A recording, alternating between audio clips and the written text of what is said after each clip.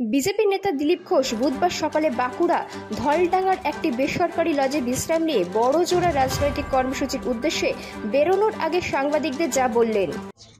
গতকাল থেকে বিশেষ করে পশ্চিম মেদিনীপুরেতে পুলিশ ব্যাপক সক্রিয় হয়ে গেছে।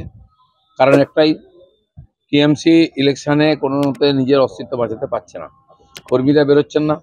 উত্তর বাংলায় ওরা হেরেছে, বুঝতে পেরেছিল দক্ষিণ বাংলায় হয়তো বাঁচাবে, কিন্তু তাদের কর্মীরা বেরোচ্ছেন না, গুন্ডারাও বেরোচ্ছে না। সেই জন্য নির্বাচন জেতার জন্য পুলিশই একমাত্র আছে, পুলিশকে দিয়ে হয়রান করা হচ্ছে। শুভেন্দুদার গেস্ট হাউসে ছাপা মারা, গতকাল আমাদের বেলদার একজন রাজ্যের সদস্য অনুকূল সাউকে অ্যারেস্ট করা হয়েছে। কাল রাত্রে খড়গপুরে একজন মন্ডল প্রেসিডেন্ট শ্রী রাওকে অ্যারেস্ট করা হয়েছে, বাড়ি থেকে তুলে নিয়ে যাওয়া হচ্ছে। এবং হ্যারাসমেন্ট করার জন্য হিরণের আত্মসহায়ক থেকে আরও কয়েকজন কর্মীর বাড়িতে রাত্রবেলা রেড করেছে।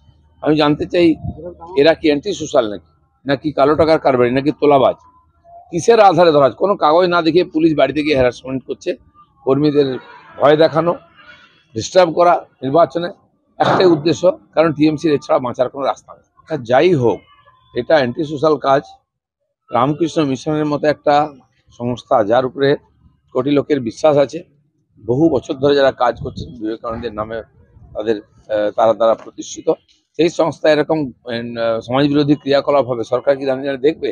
যেই করুক তাকে ধরতে হবে, সাজা দিতে হবে, এবং এই ধরনের বদমাইশি বন্ধ করতে হবে। কে মাসলম্যান, কে সাপ্লাই করছে, আমাদের কিছু যায় আসে না।